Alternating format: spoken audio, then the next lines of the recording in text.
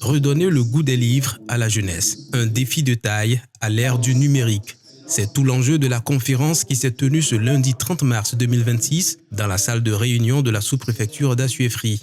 Pendant 2 heures, l'Assemblée a vibré au rythme des mots de M. Dagrou Moïse, fondateur du collège privé Patrice Lumumba et orateur du jour.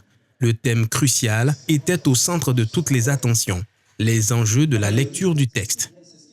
La lecture est une activité cognitive qui mobilise la reconnaissance des lettres et des mots, la compréhension du vocabulaire, l'interprétation du sens global du texte. Le texte est une unité de communication constituée d'énoncés reliés entre eux par des liens logiques et linguistiques formant un ensemble cohérent. La connexion logique entre les mots et les phrases et les paragraphes te permettra de comprendre ce que l'auteur veut dire, d'où il part, où il arrive et où il chute, c'est-à-dire où il achève son propos ou son texte. Si tu es enseignant, enseigner veut dire donner, offrir. Celui qui donne en abondance et en qualité, c'est celui qui a en abondance et en qualité. Si tu n'en as pas en abondance, tu n'en donneras pas en abondance. Si tu n'as pas en qualité, tu ne donneras pas en qualité. Comment pouvoir donner en abondance? Comment pouvoir donner en qualité? Eh bien, il faut s'approvisionner. C'est-à-dire aller chercher pour en avoir. Voilà les enjeux de la lecture du texte. On va chercher dans le texte. On va chercher dans le livre. Voilà donc pourquoi on a institué cette conférence de débat. Est-ce qu'on peut faire l'économie de la lecture? Est-ce qu'on peut vivre et ne pas lire? Est-ce qu'on peut vivre et ne pas avoir de contact avec un texte? Quand on dit les enjeux de la lecture du texte, le mot lecture a 2 acceptions. La lecture littérale.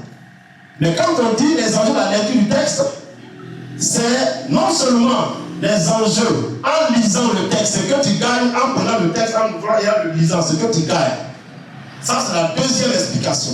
Mais la première explication, c'est la lecture que tu fais du texte, c'est-à-dire l'appréciation que tu fais du texte. Comment tu vois le texte? Comment tu l'appréhendes? Pour toi, le texte, ça c'est quoi? C'est comme si on te demandait quelle est la lecture que tu fais de la situation actuelle. C'est-à-dire quelle est l'appréciation que tu fais, quelle est l'analyse que tu fais, quel est le diagnostic que tu fais, qu'est-ce que ça t'inspire? C'est ce que ça veut dire. Face aux conférenciers, un auditoire de choix composé d'élèves du collège Patrice Lumumba et du lycée municipal Yeboah-Sévérin.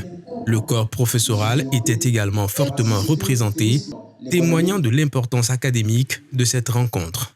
Dans son exposé, le conférencier a souligné que lire n'est pas qu'un simple exercice scolaire, mais une véritable clé d'émancipation et de compréhension du monde. C'est celui qui lit constamment, c'est lui qui peut donner les mots. Celui qui est en contact de façon permanente avec les mots, la lecture là, elle apprend, ça nous apprend à penser. Quand tu lis, tu finis par penser. Donc si vous lisez constamment, vous allez finir par savoir. C'est-à-dire que vous allez commencer à produire des savoirs. C'est pourquoi il y a des élèves, par exemple, Amadou Kone, l'auteur de l'Efface des Minto, il a écrit l'Efface des Minto à quel moment? Il avait 18 ans, il était élève. Vous connaissez Sonia Kosonou. Vous connaissez celle qui a écrit Les Lames de Karel, comment ça s'appelle? Élodie Yeboah. Elle était élève comme vous. Et pendant qu'elle était élève, elle a écrit. Mais pourquoi? Parce qu'elle a lu. Loin d'être un monologue, la conférence a laissé place à une phase de questions-réponses particulièrement animée. Les élèves, curieux, et les enseignants, soucieux de l'évolution des méthodes pédagogiques, ont interpellé le conférencier sur les stratégies à adopter pour réconcilier les élèves avec la littérature. la lecture peut-elle aider à développer l'empathie et la compréhension d'autres cultures? Quand tu lis par exemple Le monde s'effondre, les Chinois Adjimé, tu fais une incursion dans la culture Igbo du Nigeria, autant que ivoirienne, n'est-ce pas?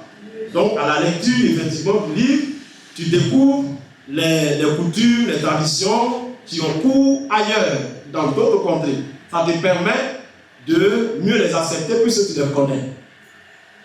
Selon vous, comment faire pour développer une habitude de lecture pour les élèves? La volonté de lire vient de l'amour que tu as pour ce qui est bien dit, ce qui est bien écrit. Mais dans ton cas précis, votre cas précis pour les élèves, j'ai dit et je répète, vous en avez besoin. Maintenant, comment tu vas faire? Si tu as un grand frère qui a un livre, quel que soit le livre, même si c'est un article de journal, même si c'est un paragraphe, de temps en temps, et je ne vous demande pas, comme vous avez les devoirs, les interrogations écrites, toute la pression des examens, tout ça, vous n'avez pas le temps. C'est pourquoi je vous dis, si tu as pris un seul livre, chaque jour, lis même une demi-page, et puis il faut fermer. Mais la demi-page que tu as lue là, il faut d'abord que tu aies mis Yambo Wologen, le devoir de violence. Ton papier, ça y est dedans, ça y est dans le livre.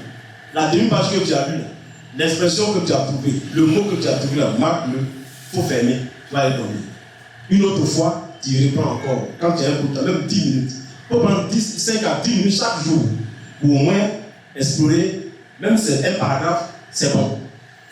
Avec l'évolution de la technologie, j'aimerais savoir si le numérique aide ou nuit à la lecture du texte.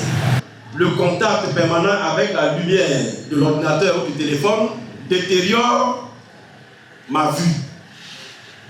La concentration n'est pas la même à cause des notifications des messages.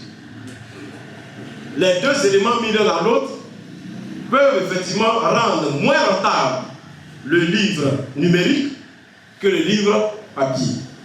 Mais les expériences ont montré que le livre papier, il est plus apaisant. Donc, je te conseille de choisir plutôt le livre papier. Au sortir de cette conférence, le message est clair. La lecture reste le socle de toute réussite. Cette initiative de M. Dagrou Moïse marque une étape importante dans l'animation culturelle et éducative de la ville d'Achefry.